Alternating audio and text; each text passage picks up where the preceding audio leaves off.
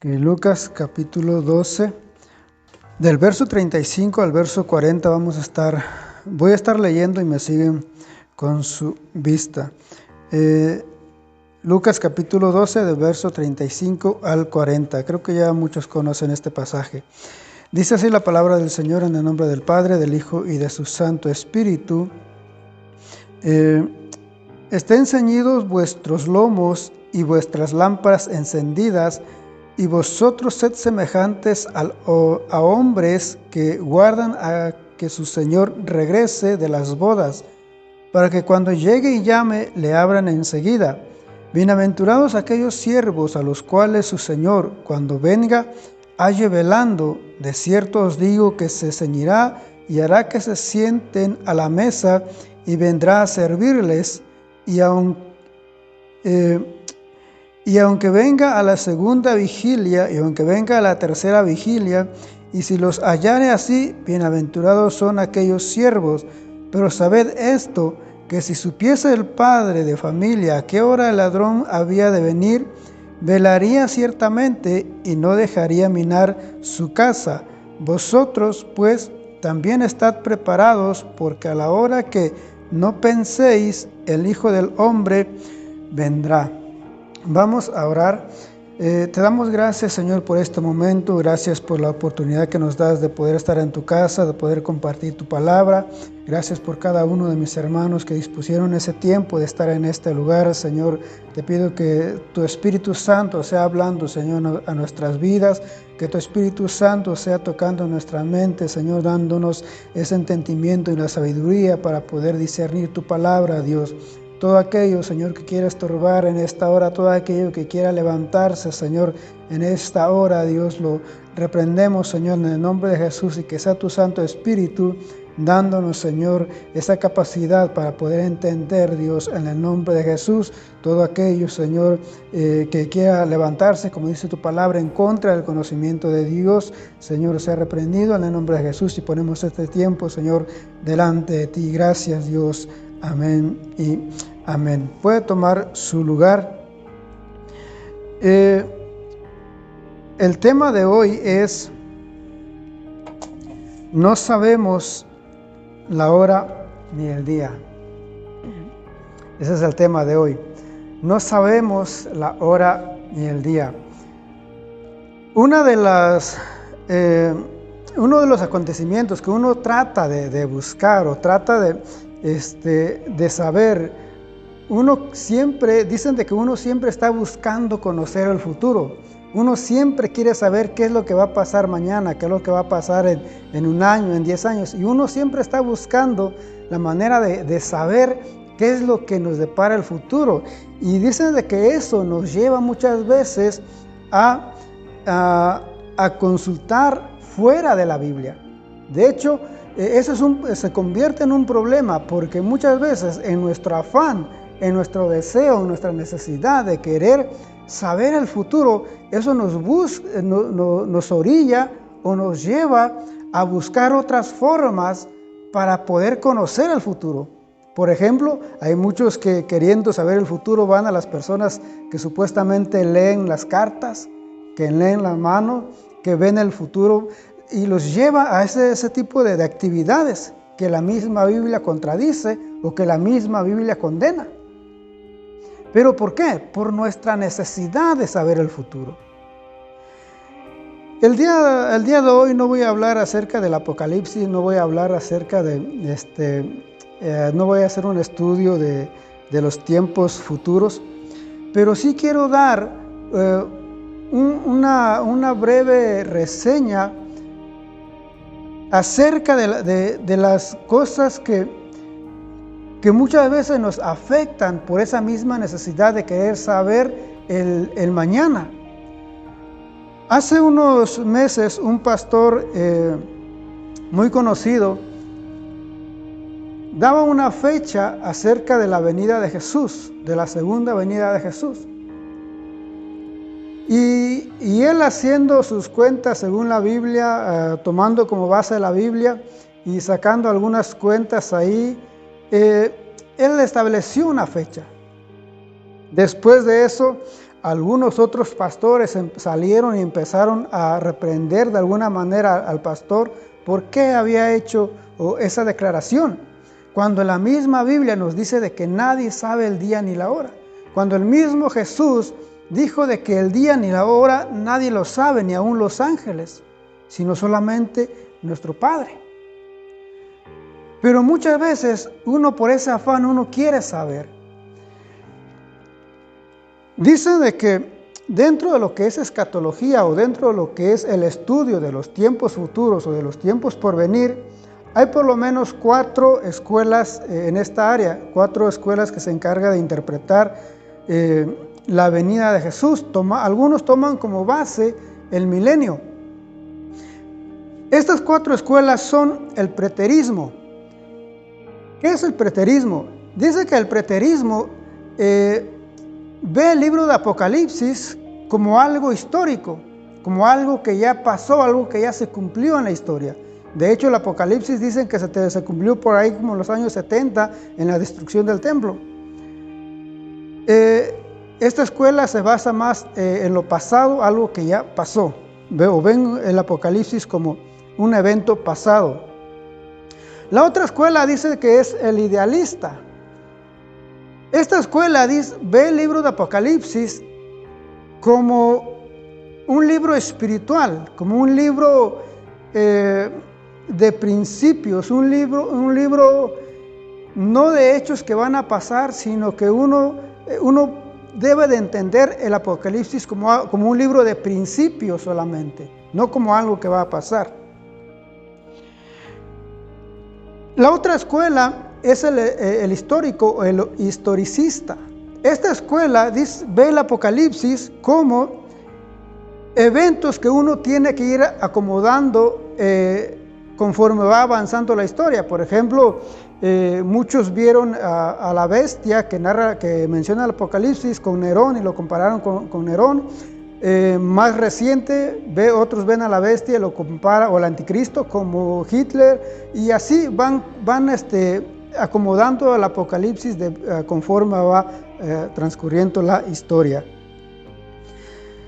La otra escuela, y pienso que aquí esperamos la venida de Jesús, creemos en la venida de Jesús, o a ver si no me meto en problemas acá. La otra escuela, y pienso que ahí donde estamos nosotros, es el futurista. Esta escuela pues ve el Apocalipsis como eso, como algo que está por venir, algo que nosotros estamos esperando, la segunda venida. Ahora, dentro de esta escuela hay 3 posturas en cuanto a la segunda venida de Jesús.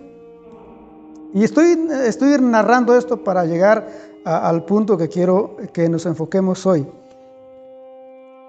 Dentro de la escuela futurista hay por lo menos tres posturas.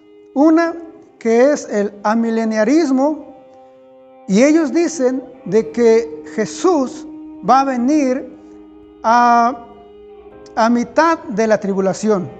La iglesia, no sé cuál sea la postura que tenga la pastora que se enseña acá, pero solamente no estoy dando mi postura, sino solamente lo que dicen las diferentes escuelas.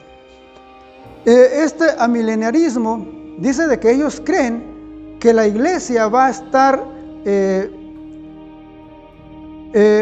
la tierra durante la gran tribulación y Jesús va a venir a mediados de la gran tribulación. La otra escuela, que es el premileniarismo, ellos creen, y pienso, y ahí están también la mayoría, ellos creen de que la segunda venida de Jesús o el rapto de la iglesia va a ser antes de que comience la gran tribulación. Entonces la iglesia no va a estar aquí cuando el anticristo y la gran tribulación esté. Entonces los premileniaristas creen de que Jesús vendrá antes de la gran tribulación. La otra escuela es el postmileniarismo. Esta escuela o esta corriente dice de que la segunda venida de Jesús va a ser después de la gran tribulación. Entonces la iglesia va a pasar la gran tribulación, el anticristo y todo, y después del milenio es cuando Jesús viene por su iglesia. Como decía, los preteristas pues no creen en esto porque para ellos ya se cumplió el Apocalipsis, ya se cumplió, Jesús ya vino y Él ya está reinando pues en nuestros corazones.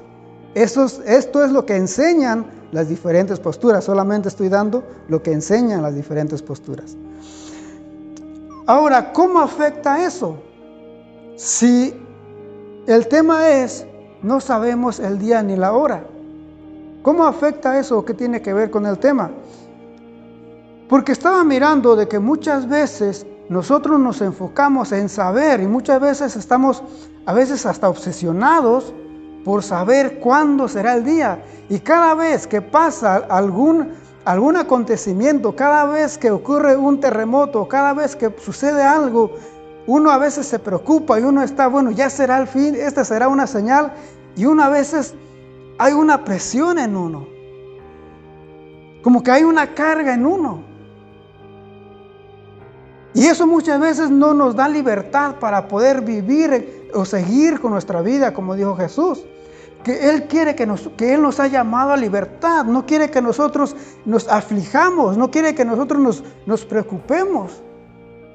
Pero si muchas veces estamos preocupados en cuándo será la venida de Jesús, o si estamos preguntándonos si esta es una señal o aquella es una señal de la venida, o sea, eso nos impide vivir libremente.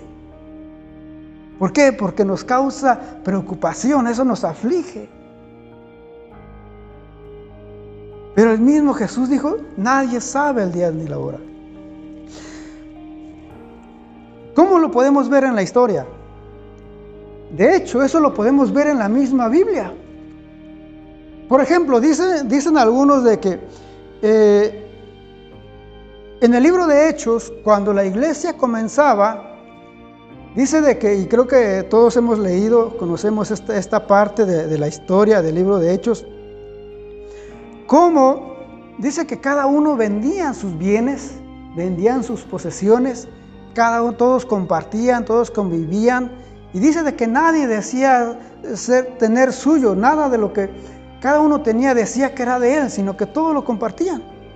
O sea, y si alguno tenía una necesidad, pues el que tenía una casa, el que tenía un terreno, lo que tenía, lo vendía y lo traía a los apóstoles, y ahí pues lo repartían con aquellos que tenían una necesidad. Entonces, ¿por qué? Porque esa era parte de lo que se vivía en ese tiempo. Ahora, y uno dice, bueno, pues qué bien, qué bueno que fuera así hoy en día. Qué bueno que nosotros hiciéramos lo mismo. De ver la necesidad y ayudar, buscar la manera de cómo apoyar a los hermanos. Ahorita que mencionaban acerca de la ayuda para los hermanos de Guatemala. Qué bueno que uno haga ese tipo de cosas, ese tipo de ayudas, no solamente con aquellos allá en otros países, sino aquí dentro de la misma iglesia. Ahora, uno de los problemas que uno puede ver o que uno encuentra con este amor que se sentía en ese momento, algunos lo están usando para meterse o meter la política en ese contexto. ¿Por qué? Porque muchos dicen, bueno, ahí está mencionando el comunismo. Podemos ver el comunismo en la Biblia, porque ahí todos estaban repartiendo y nadie era más o nadie tenía más y todos tenían lo mismo. Pero cuando vamos a la Biblia, eso no tiene nada que ver con el comunismo. Sino que una de las ideas dicen de que ellos lo hacían. ¿Por qué? Porque Jesús dijo de que Él iba a regresar pronto. Entonces, como Jesús había dicho de que Él pronto iba a regresar, pues entonces, ¿para qué uno quiere nuestro terreno? ¿Para qué quiero la casa? Si Jesús pronto viene, Él dijo que pronto regresa, voy y preparo un lugar allá y regreso por ustedes. Entonces, con esa idea, lógicamente, los hermanos ahí empezaron a vender todos y a repartirlos por esa idea. Ahora, si avanzamos en la historia, hay un padre de la iglesia que se llamó Tertuliano, y él combatió mucho las herejías en los primeros siglos. Al final de los tiempos, alrededor de los años 205, él tiene discusiones con los obispos de la iglesia, y él sale de la iglesia, se aparta de la iglesia y se va con un grupo que se le llamó los montanistas. Este grupo había salido, era un grupo que se había salido fuera de la ciudad y pues vivían en los montes, apartados de la sociedad. Y ahí pues hacían sus ritos, ayunos, oraciones y todo, de alguna manera purificándose. Pero otra de las cosas que muchas veces hacían este tipo de grupos después era de que se apartaban para esperar ahí a Jesús, pero lejos de la sociedad. Y ellos solamente apartados esperando la venida de Jesús y dedicados a la oración, al ayuno y todo concerniente a la espiritualidad. Si avanzamos en la historia, en el 2000 y ya más reciente, en el 2012, creo que la mayoría sabemos lo que pasó en el 2012, cuando muchos decían que ya era el fin del mundo y que el 2012 se acababa el mundo. ¿Qué es lo que pasó en ese año? Al igual que en la iglesia primitiva, dicen de que muchos en ese año vendieron sus propiedades. Vendieron sus casas, sus terrenos, sus carros. Algunos dejaron a su familia, a su esposa. Algunos sacaron a sus hijos de la escuela. ¿Por qué? Porque el 2012 era el fin del mundo y ahí se acababa el mundo y pues no había nada más. Estamos ahorita y dice de que los que hicieron eso, lógicamente después de que no pasó nada, pues terminaron lamentándose y problemas que acarreó todas las decisiones que ellos tomaron. ¿Por qué? Por creer en esa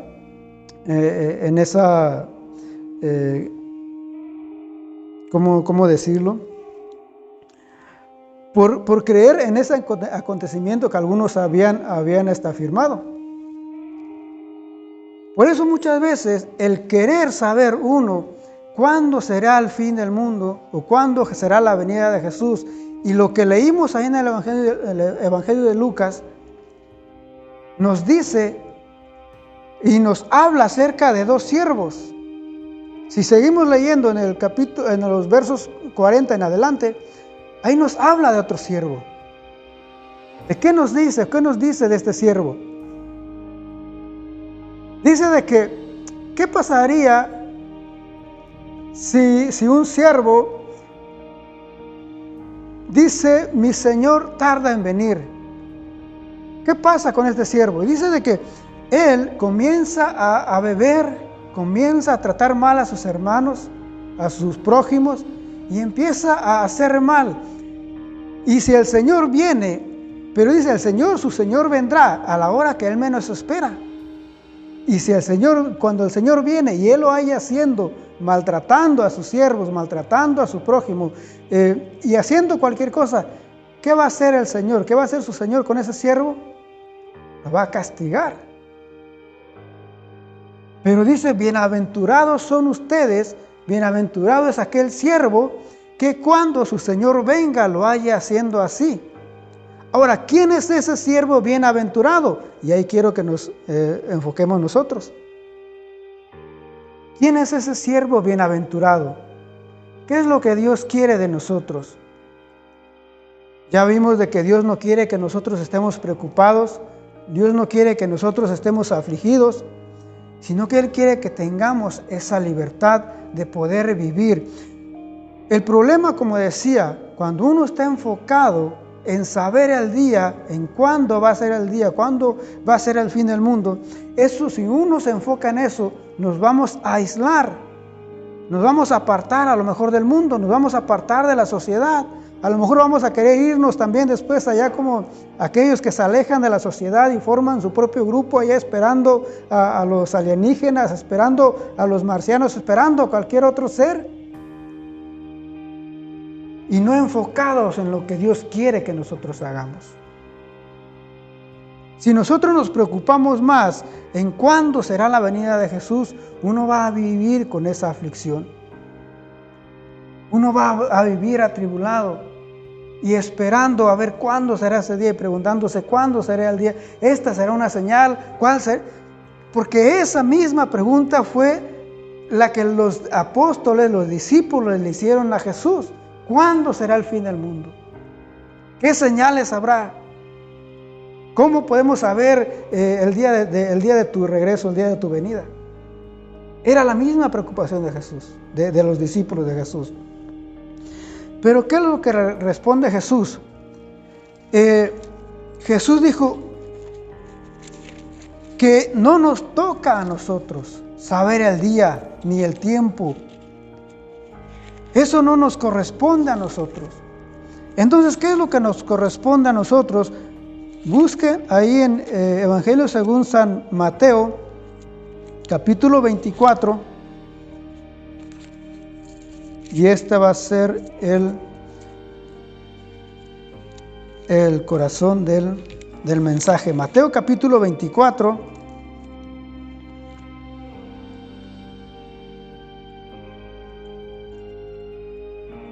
Espero que me esté dando a entender.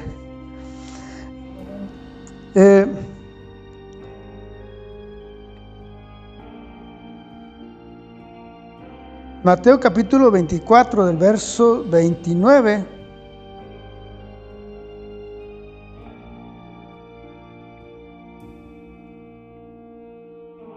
Del verso 36 en adelante.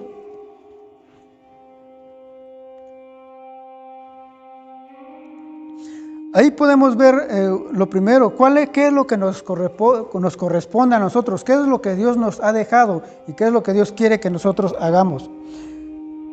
Primero, Dios quiere que no nos dejemos engañar, porque cuando nosotros empezamos a leer, dice de que vendrán muchos en mi nombre diciendo yo soy el Cristo. Entonces Dios quiere que nos mantengamos despiertos. Dios nos da ese mandato, esa advertencia, que no nos durmamos, que nos mantengamos velando, que estemos despiertos, que estemos alertas. Eso no significa que una cosa es estar alertas, estar despiertos, otra cosa es estar alarmados o estar estresados. No, Dios quiere que estemos despiertos. ¿Para qué? Para que no nos dejemos engañar. Porque dice, vendrán muchos en mi nombre diciendo yo soy el Cristo. Entonces, para que no nos engañen, hay que estar despiertos. En el verso 38 dice, porque en los días de Noé antes del diluvio, si nosotros seguimos leyendo, encontramos otro principio. Si gustan leer todo si después gustan leer todo ese capítulo, ahí nos habla por lo menos yo anoté 4 o 5 puntos ahí.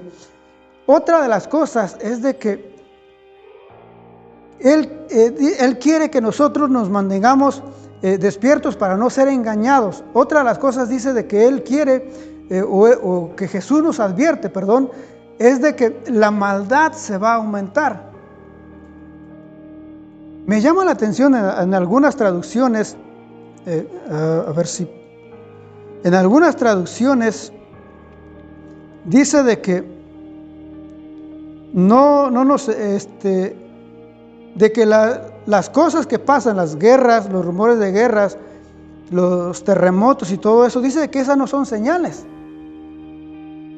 En otras traducciones dice no por eso no significa que es el fin. Dice en otras versiones.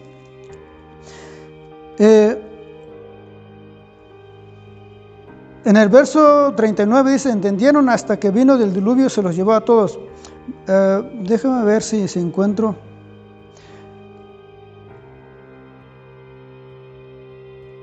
Dice de que la maldad se va a aumentar.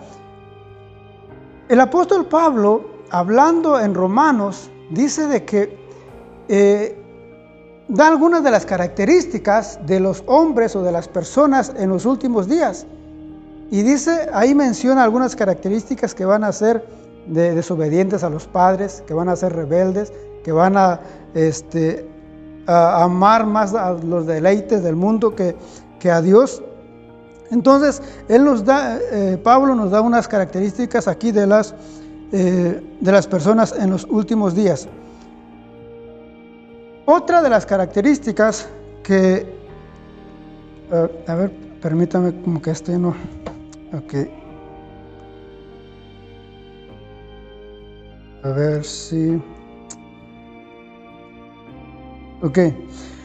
Dice en Mateo 24 del verso 4, hablamos acerca de que no nos dejemos engañar. En el verso 4, solamente para corroborar, dice: mirad que nadie os engañe, porque vendrán muchos en mi nombre diciendo yo soy el Cristo, y a muchos engañarán. Ok, uno es de que no nos debemos dejar de engañar. Lo otro dice de que no nos turbemos. Eso es lo que Dios quiere, que no nos turbemos. En otras traducciones dice no se asusten. En otras versiones dice no se dejen llevar por el pánico. En otras versiones dice no se alarmen. En otras versiones dice no crean que ya están señalando el fin. Eso dice en otras traducciones. Ok, otra cosa que nos dice es de que seremos aborrecidos por todos. Una es que no nos dejemos engañar. Lo segundo es que no nos turbemos o que no nos asustemos. Lo otro es de que seremos aborrecidos. Y eso lo podemos ver ahí mismo en el verso 9 y 10 del capítulo 24. Dice en el verso 9: entonces os entregarán a tribulación y os matarán y seréis aborrecidos de todas las gentes por causa de mi nombre. Muchos tropezarán entonces y se entregarán unos a otros y unos a otros se aborrecerán. Hablando acerca de la maldad, ahí mismo en Mateo capítulo 24 verso 12 dice que la maldad de muchos, a causa de la maldad el amor de muchos se enfriará. Vamos a terminar ya con esto. ¿Cuál es el llamado final que Dios nos hace a todos? Dios no quiere que nosotros nos preocupemos. Dios no quiere que nosotros nos asustemos. Dios no quiere que nosotros nos estresemos. Él quiere que vivamos, que trabajemos para Él, o que sigamos en nuestra vida diaria, trabajando en su obra, involucrándonos en su obra. El punto número 5 dice, y eso lo dice en el verso 13, dice: mas el que persevere hasta el fin, este será salvo. Eso es lo que Dios pide de nosotros. Eso es lo que Dios quiere de nosotros. No que nos preocupemos, no que estemos alarmados, no que estemos viendo cuándo será el fin, sino que Dios quiere que nosotros estemos perseverando. Y ahora, para concluir, ¿qué es perseverar o cómo podemos perseverar? En Mateo capítulo 24, verso 14, ahí mismo donde estamos, dice que será predicado este evangelio en todo el mundo, entonces vendrá el fin. Pero ¿cómo va a ser predicado este evangelio en todo el mundo si nosotros no lo hacemos? Parte de nuestro llamado, parte de nuestra salvación o parte de nuestra responsabilidad es predicar el evangelio. Es anunciar las buenas nuevas. Eso lo dice en Filipenses capítulo 2, verso 12. Que nos ocupemos en nuestra salvación. Que mostremos que verdaderamente somos salvos. O sea, no que prediquemos o que hagamos algo para salvarnos, no. Sino que eso es fruto o eso es muestra de que ya somos salvos. Entonces Dios nos manda a predicar el evangelio. Y por último, en Lucas 12:38, donde habíamos comenzado, ¿qué es lo que dice en Lucas 12:38?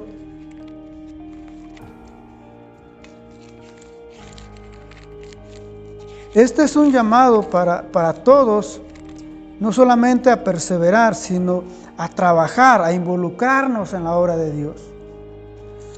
En estos días he estado hablando con los jóvenes, he estado dando algunos, comenzamos un estudio con los jóvenes acerca de apologética, porque muchos jóvenes están abandonando la iglesia, están saliendo de la iglesia.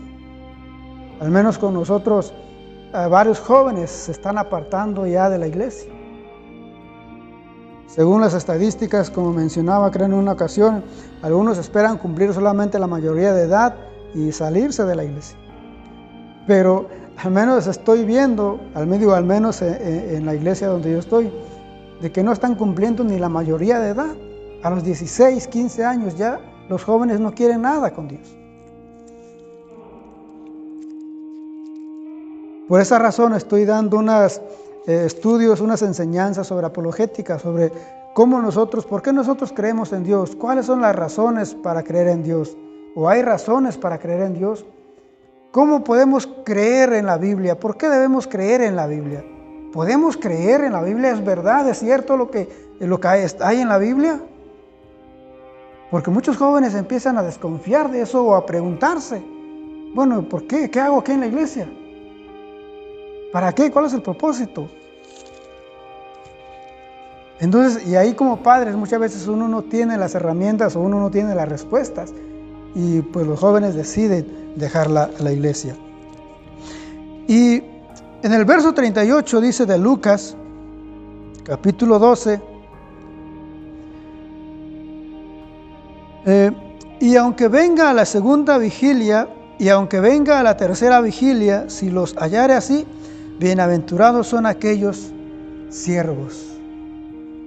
Somos bienaventurados o seremos bienaventurados si cuando el Señor venga nos halle velando, nos halle trabajando, nos halle haciendo algo en su obra, involucrados en su obra.